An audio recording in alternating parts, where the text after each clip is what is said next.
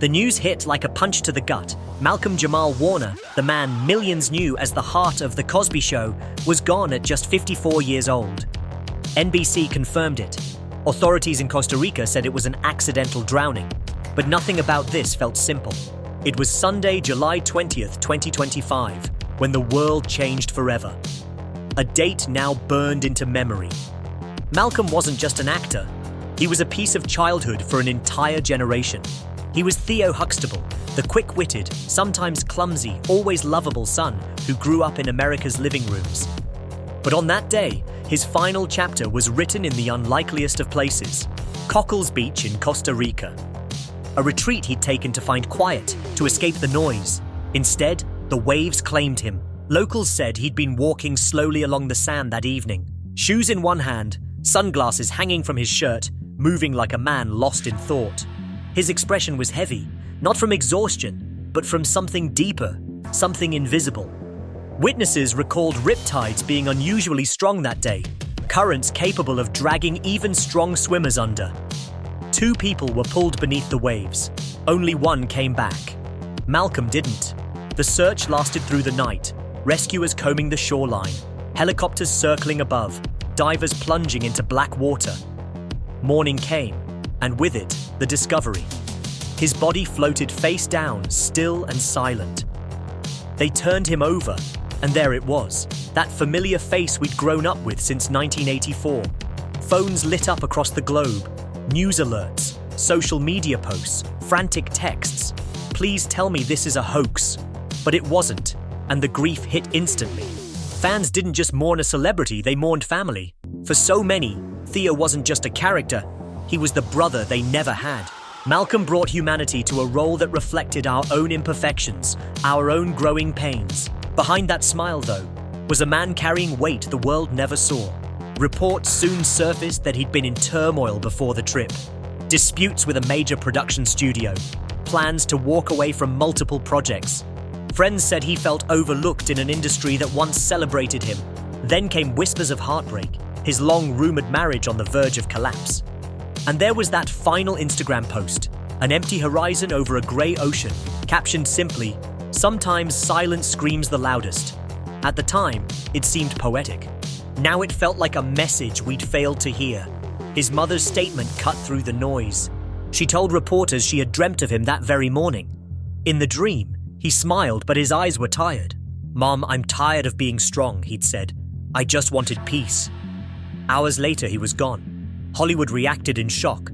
Felicia Rashad broke down live on air, whispering, "Not Malcolm, not my son," before the feed cut away. Raven Simony and Tempest Bledsoe cancelled appearances. Even Bill Cosby, long disgraced and reclusive, issued a cryptic statement.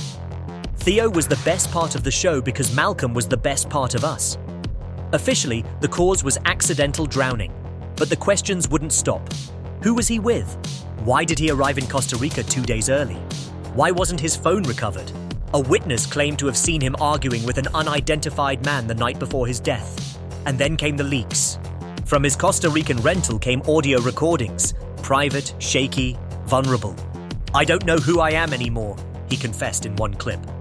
"I keep smiling for the cameras, but inside, I feel like a ghost. Everyone still sees Theo. They don't see me. They never did." That voice, trembling yet steady, painted a picture of someone who'd been quietly drowning long before the ocean ever took him. Then came the letter. Found under a towel near the shore, damp but still legible, addressed to Mom, likely his late mother, Pamela Warner. "I miss you, Mama," it read. "I'm tired. I feel invisible. Every time someone says, 'You'll always be Theo,' it feels like another chain tightening. I wish I could have been more than just a character." The world reacted with tears. TikTok filled with fans reading the letter over the Cosby Show theme song. The joyful notes clashing painfully with the sadness in his words. Felicia Rashad posted a tearful video before deleting it. "We didn't know. God forgive us. He didn't just drown in that water. He'd been drowning in silence for years." Those who knew him best began speaking out. They told of a man who gave endlessly, helping crew members pay bills, advocating for black creatives, showing up for every rehearsal. But he never let anyone close enough to see his own wounds. Cassie Knight Pulliam, who played Rudy, recalled asking him just months ago how he was doing. "I'm good, lil sis. It's all noise," he'd replied. But she didn't believe it then, and she doesn't believe it now. The legacy of Theo Huxtable had become both his blessing and his prison. He carried the joy of. The grief was already unbearable, but then came the final wave of revelations that made Malcolm Jamal Warner's death feel even heavier. Reports emerged from Costa Rican authorities describing how his body had been found washed onto Cockles Beach, arms outstretched as if still reaching for something, or someone. The autopsy confirmed death by asphyxiation due to submersion, but that sterile phrase didn't capture the haunting reality of what witnesses had seen.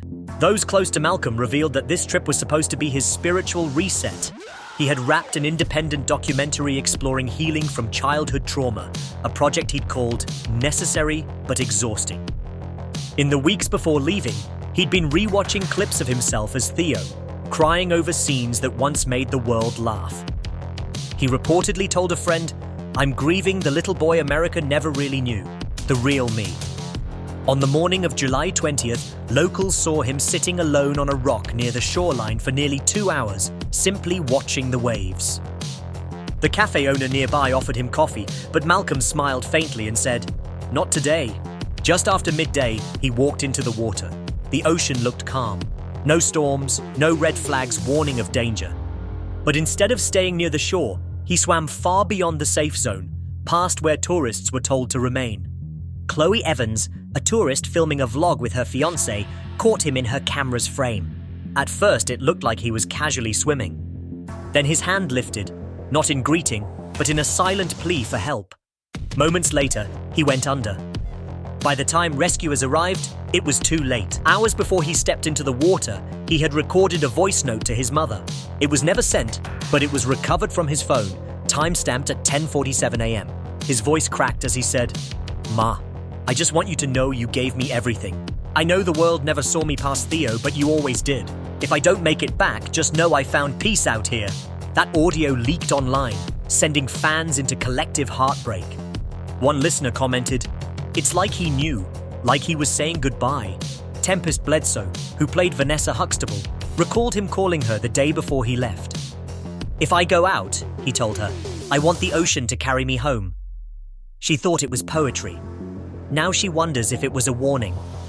His final Instagram post, just hours before entering the water, read only, "Still healing, always." Tens of thousands of comments now sit beneath it. At vigils across the country, fans clutched candles and worn Cosby Show DVDs. A young boy at the New York gathering held up a sign that read, "Thank you, Theo, for showing me how to be a good big brother." Inside his hotel room, investigators found a journal.